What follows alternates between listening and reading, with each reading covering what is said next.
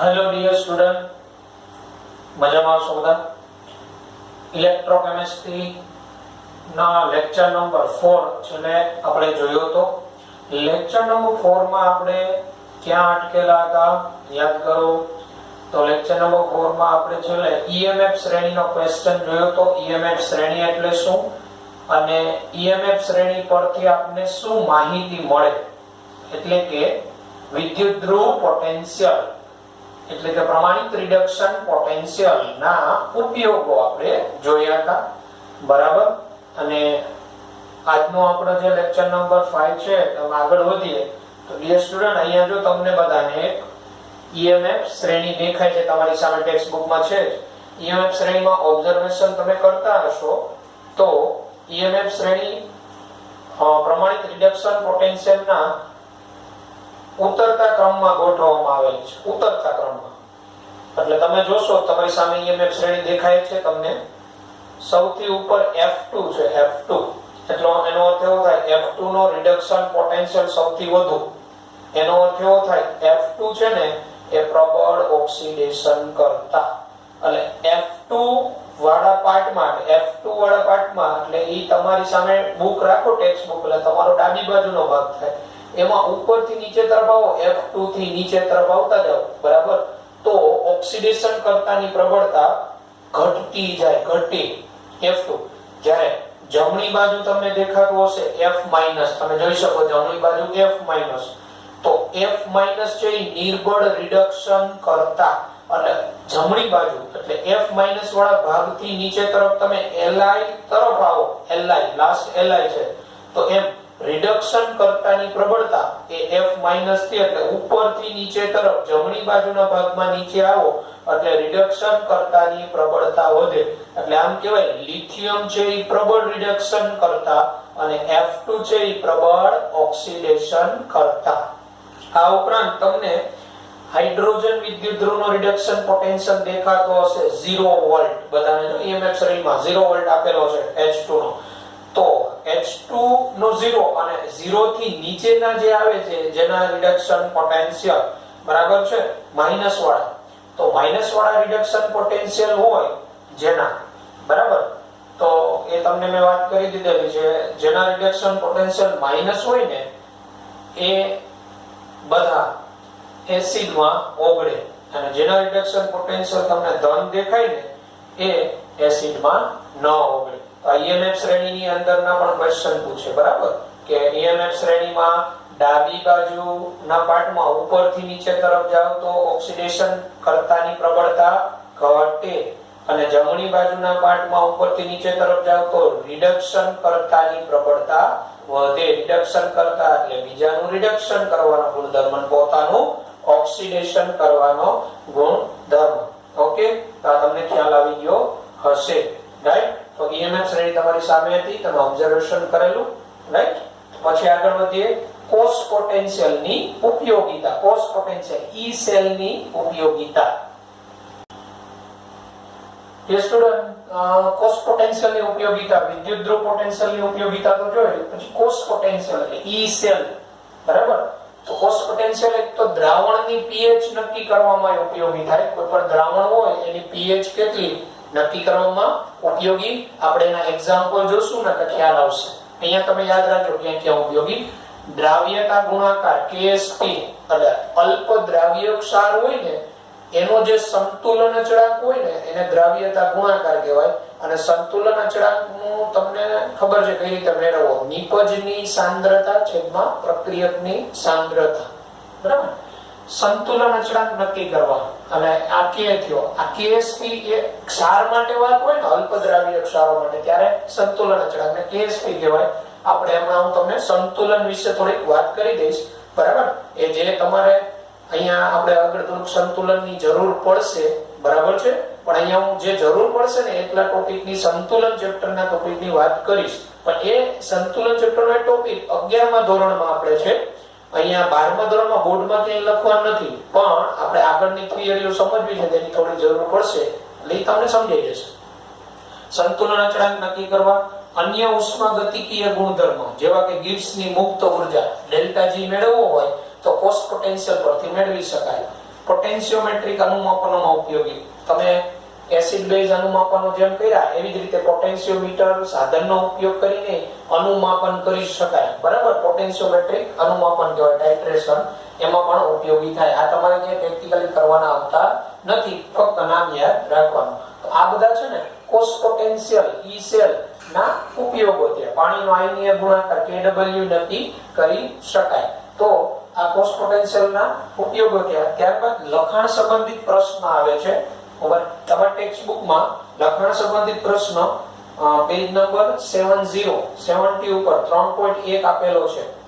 તમે Mg2+ Mg પ્રણાલીનો પ્રમાણિત વિદ્યુત ધ્રુવ પોટેન્શિયલ કેવી રીતે નક્કી કરશો? એટલે તમારે મેગ્નેશિયમ, બરાબર છે, નો વિદ્યુત ધ્રુવનો પ્રમાણિત પોટેન્શિયલ નક્કી કરવો છે.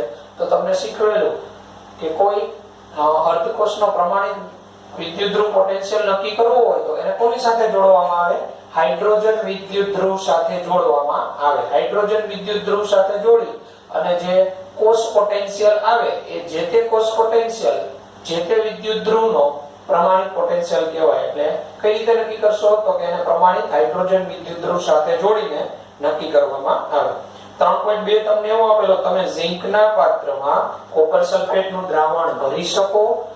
યાદ કરો, ઝિંકના પાત્રમાં CuSO4 નું દ્રાવણ, તો તમારે પ્રમાણિત એના પોટેન્શિયલ જોવાના. તો Zn2+ Zn -0.76 વોલ્ટ અને લખાણ સંબંધિત 3.2 અને કોપરનો શું Cu2+ Cu 0.34 વોલ્ટ. તો જો જે ઝિંકના પાત્રમાં કોપર સલ્ફેટનું દ્રાવણ, તો જે દ્રાવણ છે એનો રિડક્શન પોટેન્શિયલ વધુ છે. તમને લખાવેલું મેં એવું કે પાત્રનો રિડક્શન પોટેન્શિયલ વધુ હોય દ્રાવણ કરતા, તો એ દ્રાવણ એ પાત્રમાં ભરી શકાય. પણ અહીંયા ઝિંકના પાત્રનો રિડક્શન પોટેન્શિયલ ઓછો અને કોપરના દ્રાવણનો રિડક્શન પોટેન્શિયલ વધુ. એટલે આ ઓલરેડી Cu2+ સ્વરૂપે જ હશે અને આ ઓલરેડી Zn સ્વરૂપે હશે. એટલે આ Zn માંથી Zn2+ થાય, કારણ કે ઓક્સિડેશન પોટેન્શિયલ એનો ધન થઈ જાય અને આ Cu2+ માંથી Cu થાય. તો જવાબ એવો આવે, ઝિંકના પાત્રમાં કોપર સલ્ફેટનું દ્રાવણ ભરી શકાય નહીં. એનું કારણ એવું આવે, રેડોક્સ પ્રક્રિયા થઈ જાય. પણ એનાથી ઉલટું હોત, કોપરના પાત્રમાં ઝિંક સલ્ફેટ, તો ભરી શકાય. પછી 3.3 પ્રમાણિત વિદ્યુત ધ્રુવ પોટેન્શિયલ માટેના કોષ્ટકનો ઉપયોગ કરો. પ્રમાણિત વિદ્યુત ધ્રુવ પોટેન્શિયલનો કોષ્ટક તમને આપેલો છે અને એવા 3 પદાર્થો સૂચવો જે યોગ્ય પરિસ્થિતિમાં ફેરસ આયનનું ઓક્સિડેશન કરી શકે. Fe2+ ફેરસ આયનનું ઓક્સિડેશન Fe2+ નું ઓક્સિડેશન Fe3+ માં કરી શકે. બરાબર, એવા 3 પદાર્થો તમારે સૂચવવાના છે. તો Fe2+ માંથી Fe3 માં એનું ઓક્સિડેશન કરે એટલે એનો અર્થ એવો થાય કે Fe2+ માંથી Fe3+ એટલે એનો ઓક્સિડેશન પોટેન્શિયલ -0.77 વોલ્ટ થાય. તમને EMF શ્રેણી આપી એમાં જોશો તો Fe3 માંથી Fe2+ તો 0.77 છે. તમારે ફેરસ નું ઓક્સિડેશન કરવાનું. એટલે Fe2+ માંથી Fe3+ એટલે -0.77, તો એનો ઓક્સિડેશન પોટેન્શિયલ -0.77 છે. બરાબર, તો તમારે એવા પદાર્થો શું જોવાના કે જેના ઓક્સિડેશન પોટેન્શિયલ એના કરતા ઓછા હોય. તો -0.77 કરતા Fe2+ ની ઉપરના જેટલા આવે ને, સિલ્વર છે, Hg2+ છે, 2Br- છે, Mn2+ છે, 2Cr3+ છે, 2Cl- એ ઉપરવાળા અને આ Fe2+ નો તમે વિદ્યુત ધ્રુવ લઈ લો તો Fe2+ નો Fe3+ માં રૂપાંતર થાય. જેમ કે જો Fe2+ માંથી Fe3+ આનો ઓક્સિડેશન પોટેન્શિયલ -0.77 વોલ્ટ થાય. ઓપો ઓક્સિડેશન પોટેન્શિયલ મે લખેલો, બરાબર. અને તમે જોશો તો ઉપરના બધા જે છે, તો સિલ્વર દાખલા તરીકે, તો સિલ્વર નો ઓક્સિડેશન પોટેન્શિયલ હું લખું Ag માંથી Ag+ તો કેટલો થાય? 0.80 વોલ્ટ, -0.80 વોલ્ટ. તો આ બેમાં કોનો ઓક્સિડેશન પોટેન્શિયલ વધુ કહેવાય? તો આનો વધુ કહેવાય. તો એક તો સિલ્વર વિદ્યુત ધ્રુવ લેવામાં આવે અને આ ફેરસ આયનનું દ્રાવણ લેવામાં આવે તો Fe+2 નું Fe+3 માં રૂપાંતર થાય. બરાબર છે?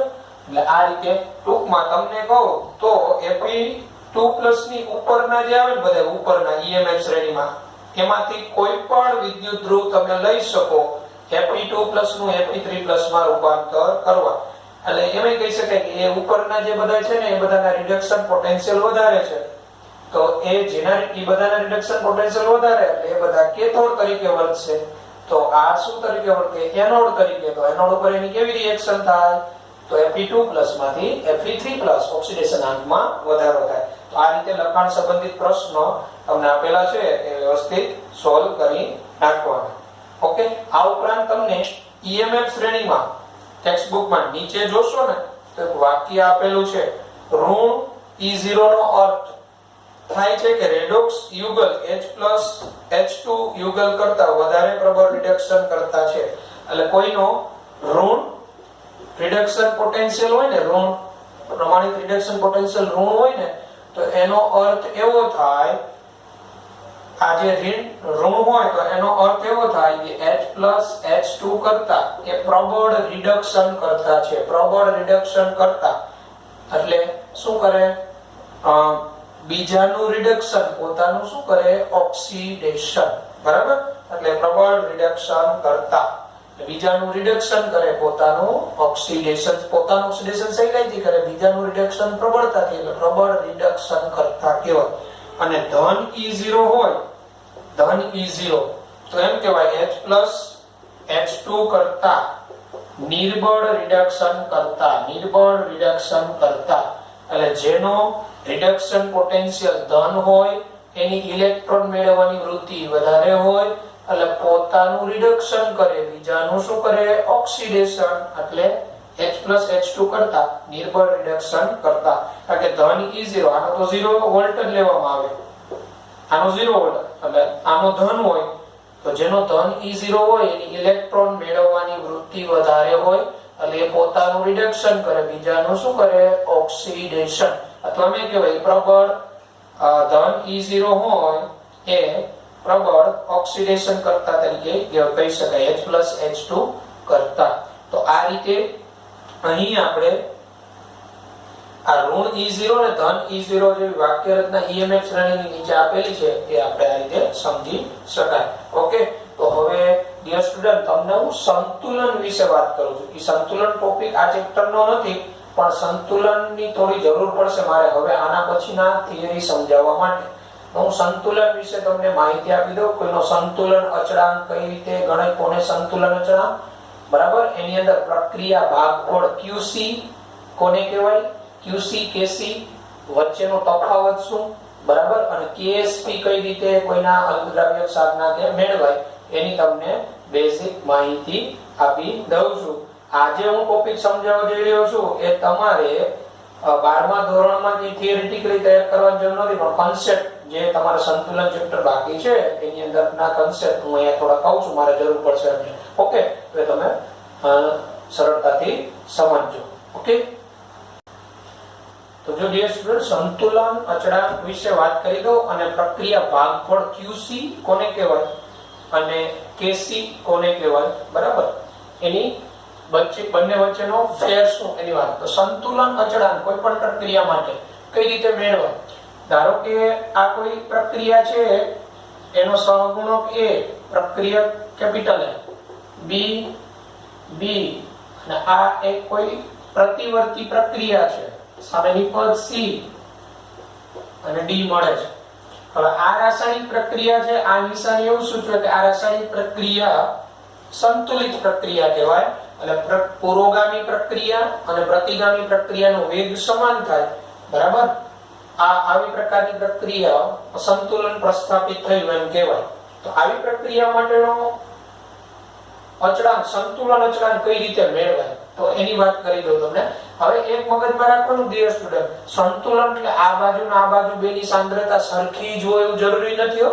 સંતુલનમાં ઘણી વખત એવી પ્રક્રિયાઓ થાય કે આનું થોડા જ પ્રમાણમાં નિપજમાં રૂપાંતર થાય અને સંતુલન પ્રસ્થાપિત થઈ જાય.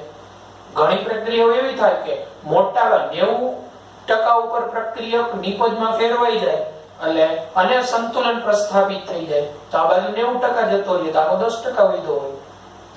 ઘણી વખત એવું થાય કે 50% પ્રક્રિયકનો જતો નિપજમાં રૂપાંતર થાય તો ત્યારે 50% નિપજ 50% પ્રક્રિયક. સંતુલનનો મીનિંગ એવો નહીં સમજવાનો કે નિપજની સાંદ્રતા અને પ્રક્રિયકની સાંદ્રતા બે સરખી જ થઈ જાય એવું નહીં. સંતુલન પરિસ્થિતિ એટલે એવી પરિસ્થિતિ કે આ પ્રક્રિયકમાંથી નિપજમાં રૂપાંતર થતું હોય અને અમુક સમયમાં એવી સ્થિતિનું નિર્માણ થઈ જાય પાછું નિપજમાંથી પ્રક્રિયક બનવા માંડે અને આ બંને વચ્ચે આ એવી પરિસ્થિતિ આવે કે એક સમય આની સાંદ્રતા કે આની સાંદ્રતામાં કંઈ ફેરફાર ન થાય, અચળ રહે. બરાબર? આવી પરિસ્થિતિ સંતુલન પરિસ્થિતિ. હવે આનો સંતુલન અચળાંક કઈ રીતે મેળવે કોઈ પણ પ્રક્રિયા માટે? તો આનો મારે સંતુલન અચળાંક મેળવવો હોય, જો દ્રાવણ હોય, દ્રાવણ સાંદ્રતા, તો સંતુલન અચળાંક માટે Kc સિમ્બોલ વપરાય અથવા Ke, કે ઇક્વિલિબ્રિયમ. તો સંતુલન અચળાંક Kc બરાબર શું કરવાનું? અહીંયા નિપજો જેટલી હોય એ નિપજોની સાંદ્રતાનો ગુણાકાર અને એ જે નિપજોની સાંદ્રતા હોય ને એના ઉપર ઘાતાંક લેવાનો. પણ ઘાતાંક કોણ થાય? એની આગળ જે સહગુણક હોય ને એ. તો જો અહીંયા આ C ની સાંદ્રતા ની ઘાતાંક સ્મોલ c, આ D ની સાંદ્રતા ની ઘાતાંક small d divided by A ની સાંદ્રતા ની ઘાતાંક સ્મોલ a અને B ની સાંદ્રતાની ઘાતાંક સ્મોલ b. એટલે કહેવાનો મતલબ આ નિપજોની સાંદ્રતા એનો ઘાતાંક આ એનો ગુણાકાર છેદમાં આ પ્રક્રિયકોની સાંદ્રતા નો ઘાતાંક વડે ભાગવાથી અને આ જે ગુણોત્તર હોય ને આ જે ગુણોત્તર એ આ પ્રક્રિયા માટેનો અચળ હોય એ અચળાંકને સંતુલન અચળાંક કહેવાય. બરાબર છે? ઇક્વિલિબ્રિયમ કોન્સ્ટન્ટ Ke વડે દર્શાવાય દ્રાવણો માટે Kc અને વાયુરૂપ પ્રક્રિયકોને નિપજો હોય તો એને Kp સ્વરૂપે દર્શાવાય. P for pressure. કારણ કે વાયુરૂપ પ્રક્રિયકો નિપજો માટે દબાણ જ એની સાંદ્રતા હોય. એટલે આ રીતે સંતુલન અચળાંક. એટલે હવે તમને કોઈ પણ સમીકરણ આપ્યું હોય એનો સંતુલન અચળાંક મેળવવાનું કહે તો શું કરવાનું? અહીંયા જે પ્રક્રિયક હોય એ પ્રક્રિયકને આ રીતે કૌંસમાં આ કૌંસની અંદર મૂકો એટલે એની સાંદ્રતા દર્શાવે અને એની આગળ જે સહગુણક હોય ને એની ઘાત કરી દેવાની. તો આ કેપિટલ C ની સાંદ્રતા એનો સહગુણક સ્મોલ c તો એની ઘાત કરી દેવાની.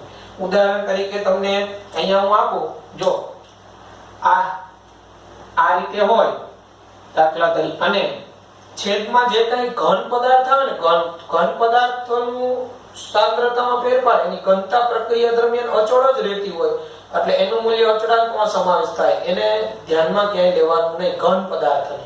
બરાબર? પ્યોર ફોર્મ હોય ને સોલિડ ફોર્મ તો એને ક્યાંય ધ્યાનમાં લેવું નહીં. જેમ કે જો હું અહીંયા આ એક અર્ધ પ્રક્રિયા સમીકરણ આપું Zn solid. Zn solid માંથી આ Zn2 plus aqueous plus 2 electron minus ત્યાં. તો આના માટેનો મારે સંતુલન અચળાંક મૂકવો હોય, બરાબર? આના માટે બરાબર તો અહીંયા હું Kc લખું તો આ Kc બરાબર Zn2 plus ની સાંદ્રતા ડિવાઇડેડ બાય આ Zn solid. પણ સોલિડ ની સાંદ્રતા તમારે બધે અચળ જ લેવાની. કારણ કે એવું કહેવાય કે ઘન પદાર્થની ઘનતા પ્રક્રિયા દરમિયાન અચળ જ રહેતી હોય, એમાં નહિવત ફેરફાર થતો હોય જે અવગણી શકાય. તો મારે આનું Kc નું સૂત્ર આપવું હોય તો શું આવે? અહીંયા Zn2 plus ની સાંદ્રતા આ સોલિડ છે તો અચળ થઈ જાય અને અહીંયા સહગુણક કેટલો છે? 1 અને ઘાતાંક 1 તો એ તો એક જ રહેવાનું. ઓકે? આ રીતે હું દાખલા તરીકે હવે મારે ડેનિયલ કોષ લેવો હોય, ડેનિયલ કોષ, તો ડેનિયલ કોષમાં સંતુલન પરિસ્થિતિ અને Kc નું મારે સૂત્ર લખવું હોય તો ડેનિયલ કોષ માટેનું પ્રક્રિયા સમીકરણ આવું હતું Zn solid plus Cu2 plus aqueous. બરાબર? સંતુલન પરિસ્થિતિ સ્થપાય ત્યારે અહીંયા Zn2 plus aqueous plus Cu solid. તો આના માટેનું મારે સંતુલન અચળાંકનું સૂત્ર કેવું હોય તો Kc બરાબર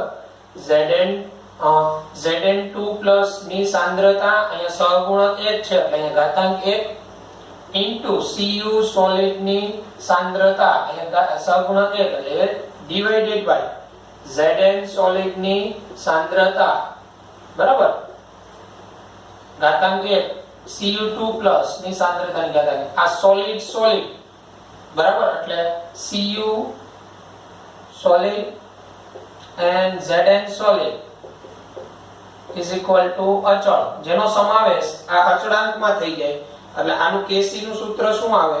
Zn2 ની સાંદ્રતા ડિવાઇડેડ બાય Cu2 ની સાંદ્રતા. તો ડેનિયલ કોષ માટે સંતુલન અચળાંક Kc નું સૂત્ર આ થાય Zn2 ની સાંદ્રતા ડિવાઇડેડ બાય Cu2 ની સાંદ્રતા. તો આવી રીતે આપણે કોઈ પણનો સંતુલન અચળાંક ગણી શકાય. હવે સંતુલન અચળાંક હોય ને એ કોઈ પણ પ્રક્રિયા માટેનો સંતુલન પરિસ્થિતિ હોય ને ત્યારનો હોય, અને સંતુલન સિવાય કોઈ પણ કન્ડિશને તમે કોઈ પ્રક્રિયા સ્ટાર્ટ કરી અને કોઈ પણ સમયે તમે આ ગુણોત્તર મેળવો ને, નિપજ છેદમાં પ્રક્રિયકની સાંદ્રતાનો ગુણોત્તર, એને પ્રક્રિયા ભાગફળ કહેવાય, QC કોશિયન્ટ પ્રક્રિયા ભાગફળ QC કહેવાય. એટલે QC અને KC માં ફેર શું છે? તો કે KC એટલે સંતુલન સમયે જ નિપજની સાંદ્રતા છેદમાં પ્રક્રિયકની સાંદ્રતા, જ્યારે QC એટલે શું? તો કે એની કન્ડિશનમાં કોઈ પણ સમયે નિપજની સાંદ્રતાનો ગુણાકાર છેદમાં પ્રક્રિયકની સાંદ્રતાનો ગુણાકાર, એને QC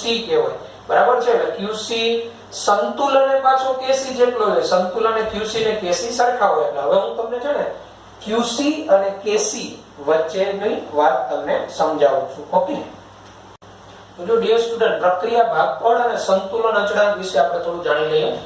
તો પ્રક્રિયા ભાગફળ એટલે કોઈ પણ સમયે સૂત્ર તો પેલું KC જેવું જ આવે કે નિપજની સાંદ્રતા એની ઘાતાંક, એક કરતા વધુ નિપજ હોય તો એની સાંદ્રતાનો ગુણાકાર, બરાબર? અને એની આગળ જે તત્વયોગમિતીય ગુણાંક હોય સમીકરણમાં એ એની ઘાત થઈ જાય. નિપજની સાંદ્રતા ડિવાઇડેડ બાય પ્રક્રિયકની સાંદ્રતા કોઈ પણ સમયે. હવે સંતુલન હોય ને, સંતુલન પરિસ્થિતિ, ત્યારે KC અને QC સંતુલને સમાન હોય. સંતુલન પરિસ્થિતિ બરાબર, ત્યારે બે સરખા હોય QC અને KC. હવે કોઈ પ્રક્રિયા છે પુરોગામી થશે કે પ્રતિગામી થશે એનું પ્રાકકથન તમે છે ને QC અને KC ના મૂલ્ય પરથી કહી શકો. જો કોઈ પણ પ્રક્રિયામાં સંતુલન પ્રસ્થાપિત થતું હોય ને, તો એ પ્રક્રિયા સ્ટાર્ટ થાય ત્યાંથી એ સંતુલન તરફ જ આગળ વધતી હોય. હવે જો તમારી પાસે ધારો કે QC નું મૂલ્ય છે, કોઈ પ્રક્રિયામાં QC નું મૂલ્ય તમને આપેલું છે અને KC નું આપેલું છે, તો શું થાય? QC નું મૂલ્ય KC કરતા ઓછું હોય, એટલે QC લેસ ધેન KC હોય, તો એ પ્રક્રિયામાં દિશા કઈ રીતે, એનું કઈ બાજુ જશે, કઈ રીતે કહી શકાય? તો જો આ રીતે કહેવાય QC એટલે પ્રક્રિયા ભાગફળ KC કરતા ઓછો, અને કોઈ પણ પ્રક્રિયા હંમેશા સંતુલન પ્રસ્થાપિત થવા તરફ જ આગળ વધતી હોય, તો એ QC લેસ ધેન KC હશે, તો એ પ્રક્રિયા શું કરશે? તો એ પ્રક્રિયામાં આગળ જશે અને એનું મૂલ્ય KC જેટલું થાય ને ત્યાં સુધી આગળ જવા પ્રયત્ન કરે, અને ત્યારે પ્રક્રિયક અને નિપજની સાંદ્રતા જે છે એ અચળ થઈ જાય. તો QC લેસ ધેન KC હોય ને, તો પ્રક્રિયા છે ને એ તો QC જે છે એ KC જેટલો થવા પ્રયત્ન કરે, પ્રક્રિયા સંતુલન તરફ આગળ વધે, ત્યારે પ્રક્રિયાની દિશા હોય ને પુરોગામી હોય, પુરોગામી પ્રક્રિયાની દિશા. એટલે આ QC આ KC કરતા ઓછું હોય તો પ્રક્રિયા આપણે હમણાં જોઈતી આ AA + BB gives C plus DD, આ પ્રક્રિયા માટેનો મને QC આપ્યો હોય, KC આપ્યો હોય, અને QC લેસ ધેન KC હોય, તો આ પ્રક્રિયા હજી પુરોગામી તરફ થયા કરે ક્યાં સુધી? તો જ્યાં સુધી એનું મૂલ્ય KC જેટલું થાય ને ત્યાં સુધી. એટલે એનો દિશા કઈ થાય પ્રક્રિયાની? પ્રાકકથન કરી શકાય કે આ પ્રક્રિયા પુરોગામી થશે. હવે QC ગ્રેટર ધેન KC હોય તો એનો અર્થ એવો થાય પ્રક્રિયા ભાગફળ ખૂબ વધી ગયો, એટલે KC કરતા QC ખૂબ વધી ગયો, તો શું થાય? તો પ્રક્રિયાનું સંતુલન તરફ આગળ વધે, સંતુલન પરિસ્થિતિ પ્રસ્થાપિત થાય એવા તરફ આગળ વધે.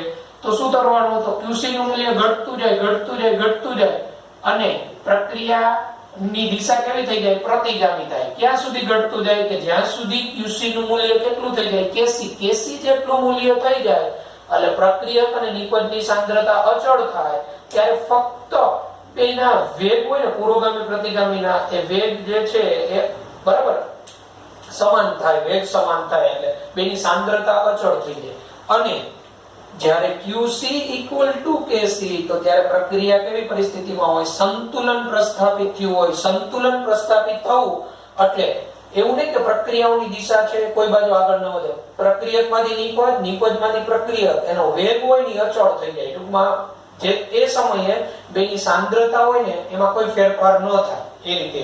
એટલે આ રીતે QC અને KC વચ્ચેનો ભેદ છે. બરાબર. પ્રક્રિયા ભાગફળ એટલે કોઈ પણ સમયે નિપજની સાંદ્રતા છેદમાં પ્રક્રિયકની સાંદ્રતા, એટલે એનું સૂત્ર તો KC જેવું જ હોય, સંતુલન બે સરખા હોય. તો મને આશા છે કે તમને આ બાબતમાં ખ્યાલ આવી ગયો હશે. આ આપણે બોર્ડમાં ક્યાંય લખવાનું નથી, પણ મારે અહીંયા ઇલેક્ટ્રોકેમિસ્ટ્રીમાં એક થિયરીનો અભ્યાસ આગળ કરાવવાનો છે. એ સમજવા માટે મારે સંતુલન અચળાંકની એની જરૂર પડશે, એટલા માટે હું QC KC કરાવું છું. ઓકે ડિયર સ્ટુડન્ટ, દ્રાવ્યતા ગુણાકાર સોલ્યુબિલિટી પ્રોડક્ટ અંગ્રેજીમાં કહેવાય. એક પ્રકારનો સંતુલન અચળાંક, પણ ક્ષારો માટે. ઘણા ક્ષારો હોય ને એનું પાણીમાં સંપૂર્ણ આયનીકરણ ન થતું હોય. અલ્પદ્રાવ્ય ક્ષારો હોય ને એ અલ્પદ્રાવ્ય ક્ષારો એનું ઘન સ્વરૂપ અને એનું જે દ્રાવ્ય સ્વરૂપ હોય ને એમની વચ્ચે પણ સંતુલન સ્થિતિ પ્રસ્થાપિત થતી હોય. બરાબર. તો આવા ક્ષારો માટેનો દ્રાવ્ય સંતુલન અચળાંક એને દ્રાવ્યતા ગુણાકાર કહેવાય. બરાબર. ધારો કે આ AB કોઈ અલ્પદ્રાવ્ય ક્ષાર છે. AB કોઈ અલ્પદ્રાવ્ય ક્ષાર, અલ્પદ્રાવ્ય ક્ષાર. તો AB નું આયનીકરણ કઈ રીતે થાય? તો AB માંથી છૂટા પડે આયનો A+ B-. તો હવે જો ધારો કે આ AB માંથી A+B- છૂટા પડ્યા, આની દ્રાવ્યતા અંગ્રેજીમાં સોલ્યુબિલિટી કહેવાય, S જેટલી હોય. એટલે અલ્પદ્રાવ્ય ક્ષારો માટેની જે દ્રાવ્યતા હોય ને એ જ એની સાંદ્રતા હોય, એ જ એની મોલારિટી હોય. ધારો કે આની દ્રાવ્યતા S હોય, આની દ્રાવ્યતા પણ S હોય. હવે અહીંયા આપણે આનું સંતુલન અચળાંક મેળવીએ K બરાબર તો A+ ની સાંદ્રતા, અહીંયા સહગુણક 1 છે એટલે ઘાતાંક 1, B- ની સાંદ્રતા, અહીંયા સહગુણક 1 છે એટલે ઘાતાંક 1. હવે A+ ની સાંદ્રતા શું કીધી આપણે? S. સોરી, હજી આ AB અહીંયા નીચે આવશે. આ સોલિડ હોય. હવે ઘન હોય એની સાંદ્રતા તમારે અચળ લઈ લેવાની, એનો સમાવેશ અહીંયા અચળાંકમાં થઈ જાય. એટલે K આ AB ની સાંદ્રતા, અચળનો સમાવેશ અચળાંકમાં, A+ ની સાંદ્રતાની ઘાતાંક 1, B- ની સાંદ્રતાની ઘાતાંક 1. હવે આની સાંદ્રતા આપણે શું કીધી? S. આની શું કીધી? S. તો હવે આ દ્રાવ્યતા ગુણાકાર થયો. જો આની દ્રાવ્યતા S, આની દ્રાવ્યતા S, આને દ્રાવ્યતા ગુણાકાર કહેવાય. તો હવે આને આપણે KSP સ્વરૂપે દર્શાવાય. KSP બરાબર S². S એટલે દ્રાવ્યતા, એટલે એક પ્રકારની સાંદ્રતા, મોલારિટી એકમમાં આનો એકમ S નો એકમ મોલ પ્રતિ લિટર જ થાય. એટલે S² મોલ પ્રતિ લિટર નો વર્ગ, મોલ પ્રતિ લિટર એટલે મોલારિટી, એટલે મોલારિટી નો સ્ક્વેર. તો આ AB પ્રકારનો કોઈ ક્ષાર હોય ને, AB પ્રકારનો ક્ષાર, એનો KSP નું સૂત્ર છે ને આવું થાય, S² જેટલું થાય. AB પ્રકારનો ક્ષાર, જેમ કે AgCl, AB પ્રકારના ક્ષાર એટલે આ AgCl અલ્પદ્રાવ્ય ક્ષાર, બરાબર. AgCl, BaSO4, બરાબર. આ બધા આ પ્રકારના AB પ્રકારના ક્ષારમાં આવે. એનો KSP નું સૂત્ર આ થાય, S². ધારો કે કોઈ A2B3 પ્રકારનો અલ્પદ્રાવ્ય ક્ષાર છે, A2B3. તો A2B3 પ્રકારનો ક્ષાર, એનું આયનીકરણ થાય તો 2A જેની સંયોજક 3+ અને +3B2-. આ રીતે આયન છૂટા પડે ને. આની ઉપરનો ચાર્જ 3+ હોય, આની ઉપરનો ચાર્જ 2- હોય, તો જ આ બે તટસ્થ રહી શકે ને. આનો +6, આનો -6. હવે આ જે છે આની દ્રાવ્યતા કેટલી કહેવાય? 2S. આની દ્રાવ્યતા કેટલી કહેવાય? 3S. બરાબર. એટલે કહેવાનો મતલબ આ 1 મોલર હોય ને તો આ 2 ગુણ્યા આની મોલારિટી, આ 3 ગુણ્યા આની મોલારિટી જેટલો છૂટો પડે. આ આયનની સાંદ્રતા થાય દ્રાવણ. S એટલે એક પ્રકારની એની સાંદ્રતા. S બરાબર, જે અલ્પદ્રાવ્ય ક્ષારો માટેની દ્રાવ્યતા જેની સાંદ્રતા હોય મોલારિટી એકમમાં. હવે મારે આનું સંતુલન અચળાંકનું સૂત્ર કેવું હોય? કે ઇક્વિલિબ્રિયમ. તો જો A3+ આયનની સાંદ્રતા નો વર્ગ, આ કે સહગુણક 2, B2- ની સાંદ્રતાનો ઘન. હવે અને અહીંયા છેદમાં A2B3, પણ A2B3 આ ક્ષાર તો સોલિડ સ્વરૂપે હોય, જેની સાંદ્રતા અચળ લઈ લેવાની, એટલે આ અચળ, જેનો સમાસ અચળાંકમાં થઈ જાય, એટલે હવે આ KSP લખી શકું. હવે A3+ ની સાંદ્રતા કેટલી હોય? 2s જેટલી હોય, એટલે 2s². B2- ની કેટલી હોય? 3s જેટલી, એટલે 3s. તો KSP બરાબર 2 નો વર્ગ 4 અને 4s², 3³ એટલે 27s³, 27 * 4, તો KSP બરાબર 108s⁵ અને મોલારિટી ની 5 ઘાતનો એકમ, કારણ કે s એટલે સાંદ્રતા થાય. તો A2B3 પ્રકારનો ક્ષાર એટલે 2:3 કે 3:2 પ્રકારનો ક્ષાર હોય ને, એનું KSP નું સૂત્ર આ રીતે આવે, 108s⁵. s એટલે જે તે ક્ષારની દ્રાવ્યતા, દાખલામાં આપેલી હોય ઉપયોગ. એટલે આ થયો KSP. તો આવો KSP પણ, KSP એટલે એક પ્રકારનો સંતુલન અચળાંક જ થયો, બરાબર. તો આ રીતે ડિયર સ્ટુડન્ટ, આજનો આ લેક્ચર છે, મેં તમને એમાં શરૂઆતમાં જે કરાવ્યું એ ઇલેક્ટ્રોકેમિસ્ટ્રી ચેપ્ટર નું છે 12મા ધોરણનું. પછી જે મેં કરાવેલું છે, બરાબર, આ સંતુલન અચળાંક, પ્રક્રિયા, ભાગફળ, દ્રાવ્યતા, ગુણાકાર, આ તમારે 12મા ધોરણના બોર્ડની અંદર થિયરીમાં કે આવવાનું નથી. થિયરી સ્વરૂપે આ કોન્સેપ્ટ આપણો સંતુલનનો મેં તમને અહીંયા સમજાવ્યો, કારણ કે મારે અહીંયા આગળ જરૂર પડશે. એટલે તમારે આ નોંધવો હોય તો વ્યવસ્થિત નોંધી લેવાનો સાઈડમાં, પણ 11th નો સંતુલન તરીકે નોંધવાનો. 12th માં કે થિયરી સ્વરૂપે નહીં આવે, કોન્સેપ્ટ તમને હવે KSP મેળવતા QC અને KC વચ્ચેનો ભેદ ખબર હોવી જોઈએ. તો આજના લેક્ચરમાં આપણે અહીંયા સુધી રાખીએ. આના પછીના લેક્ચરમાં આપણે આગળ વધીશું. Okay, good bye, take care.